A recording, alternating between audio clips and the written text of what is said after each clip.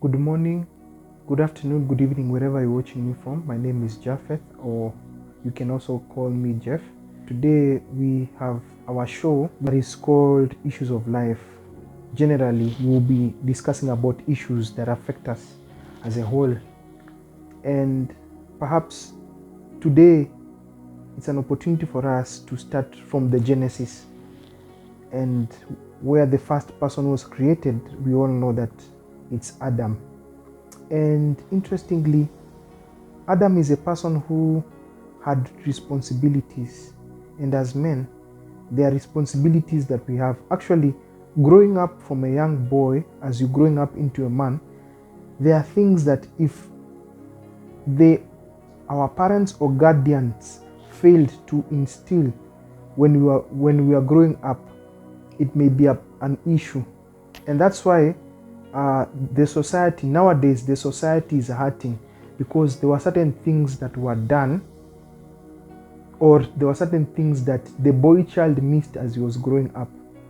And there's a lot of emphasis as children are growing up. There's a lot of emphasis on the upbringing of a child. It's important. Why? Because it affects how they relate to others.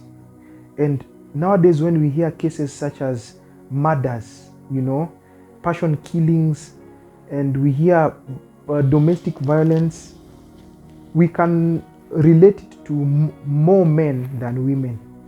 It is important for us to now have this conversation today. So my first question is, who raised you? Who instilled the right values in you? As you are growing up, who are your friends? Because all these factors play a key role. And also, ultimately, who do you believe in? Who do you ascribe to? Who do you look towards? As a Christian, I look to God. And the first thing that I can tell us is that every man needs this word that is called the Word of God. This is the first principle that governs our lives. And then secondly, of course, our parents. Some people say our parents or our guardians are the second God. But at times, parents or guardians can fail. They have their own weaknesses. But also, we have a mandate to fulfill as men in ensuring that we understand our purpose and our identity. In the society that we live in, we have different versions of men. There are those men who are responsible. There are those men who are irresponsible. And there's also a middle ground of men who want to show who they are not. And perhaps I will just put it this way. Who are you when it's dark? Who are you in your true colors? As we live in a society and we as men are being looked up to, it's not just a beard like mine that makes you a man. It's not just the muscles that you have that makes you a man. It is not your voice, your deep voice, that makes you a man. It's not the prowess that makes you a man. But there is the mandate that God gave us as men. And so today, the realities of life as men, we face so many challenges in the society, especially with the issues of emotions as men. At times, you find men who, either because of the background that they have come from, or because of the company or the surrounding of the people who are surrounding them, they affect them negatively, to the point that men cannot easily speak out when they have issues. People decide to commit suicide, or they decide to take out their anger issues. They become violent towards their spouses, or the people who look up to them. And it's a shame that nowadays you find that people cannot even trust men in authority, such as people who are priests in the house of God, or people in the places, in the corporate place. That's why we hear that, people who are using their office or their powers to sexually abuse women. And so, as we reflect as men, we ask ourselves, what legacy are we leaving behind? What legacy do you as a man leave behind? Or what legacy, if you're watching me, what legacy is the man in your life? What legacy is he leaving behind, or what legacy has he left behind?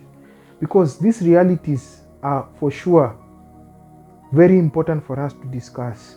There was a time when I met a man who was being abused by the wife, and he was not able to speak it out. Why? Because of male chauvinism or toxic masculinity. Now, these are the issues that men go through, and unlike women who can talk out, men shy away from things. Men tend to shy away from their weaknesses because they feel like, we are men. Especially in an African setting, you find that when young boys go for circumcision, there are things that they are being told, and they are told, after today you're a man. Anything that you face it as a man. You find that men at their vulnerable states, they can't even let out their emotions. They can't cry. Who said the men cannot cry? Who said men cannot be broken? Who said men should not express themselves? And that's why there are so many setups where there are some dysfunctionalities. I just want to pose a question or a challenge to you. As a man, what kind of legacy are you leaving behind? What kind of legacy are you leaving behind for your children? What kind of values are you instilling in the people who look up to you? What values are you instilling in your wife, in your fiance, perhaps in a lady that you are purposing to settle down with? And as I close, perhaps maybe you can also comment on the comment section about how the dysfunctionalities you've seen in the society. Like, for example, I've said where you find men in authority who use their power to kind of suppress others. It could be sexually, it could be emotionally, it could take any angle. Until we meet again, thank you so much and have a great time.